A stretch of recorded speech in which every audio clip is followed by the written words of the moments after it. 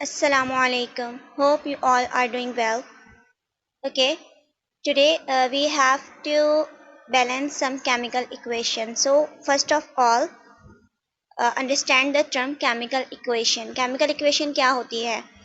The representation of a chemical reaction in the form of symbols and formulas. मतलब किसी भी chemical reaction की जो representation है सैम्बल्स की फॉर्म में या फिर फॉर्मूलाज की शक्ल में, उसे हम कहते हैं chemical equation.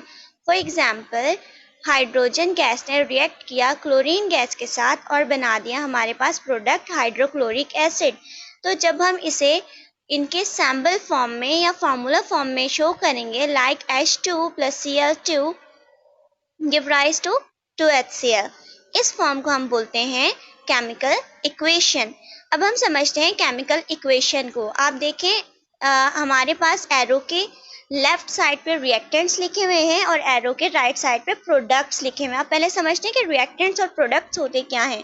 Reactants are the substances that combine to form a new product. Okay, वो सब्सटेंसेस जो आपस में कंबाइन होते हैं एक नया सब्सटेंस फॉर्म करने के लिए, उन्हें हम कहते हैं रिएक्टेंट्स और वो एरो के लेफ्ट हैंड साइड पे लिखे हुए होते हैं.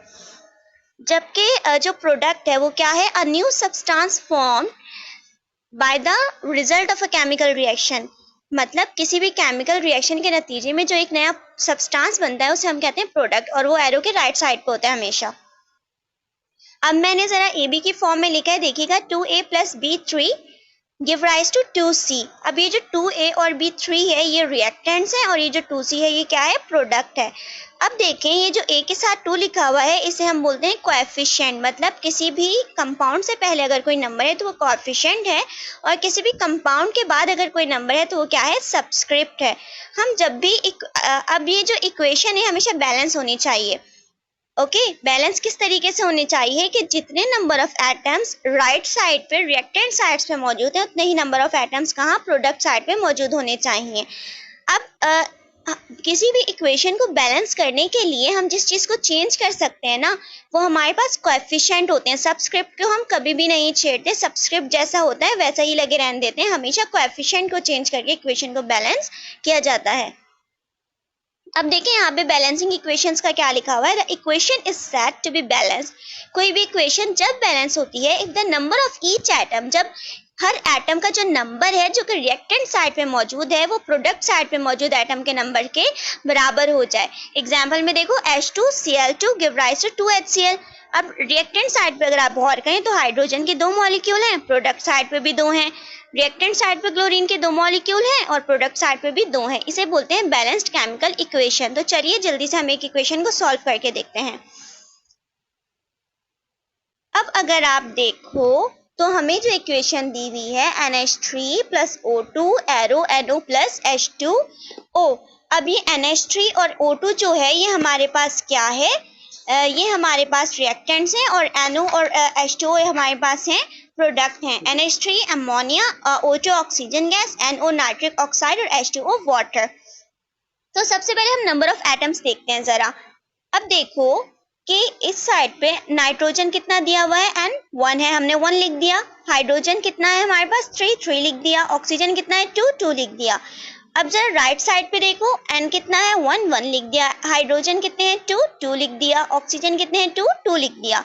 अब अगर हम गौर करें तो नाइट्रोजन बैलेंस है, ऑक्सीजन बैलेंस है. मसला कहाँ आ रहा है? मसला आ रहा है हाइड्रोजन पे. कहाँ आ रहा है? हाइड्रोजन पे. तो चलें हम क्या करते हैं, सबसे पहले हम यहाँ पर NH3 से पहले 2 लगा देते हैं. NH3 से पहले 2 लगा देते हैं. मैंने कहा था ना हमेशा कोएफिशिएंट चेंज करेंगे. अच्छा जी, अब क्या हुआ? नाइट्रोजन 2 हो गए और हाइड्रोजन कितने हो गए? 3 2 6 है ना. अब हमें इस साइड वाले हाइड्रोजन को भी 6 बनाना है. तो देखो यहाँ 2 तो पहले से, हम इससे पहले 3 लगा देते हैं. 3 2 6 हो जाएगा.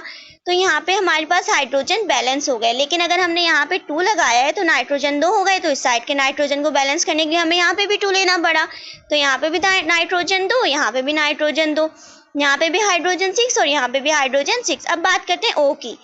3 O ये रहे, 2 O ये रहे. 3 और 2 कितने हो गए? 5 यहाँ है और यहाँ पे अगर हम देखें तो 2 है.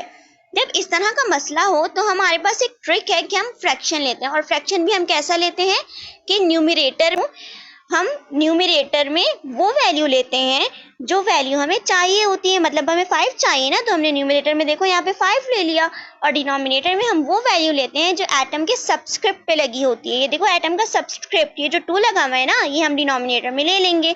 इस तरीके से 2 से 2 कैंसिल होगा और हमारे पास ऑक्सीजन कितने हो जाएंगे 5। तो अब ये इक्वेशन हमारे पास क्या है, बैलेंस्ड है।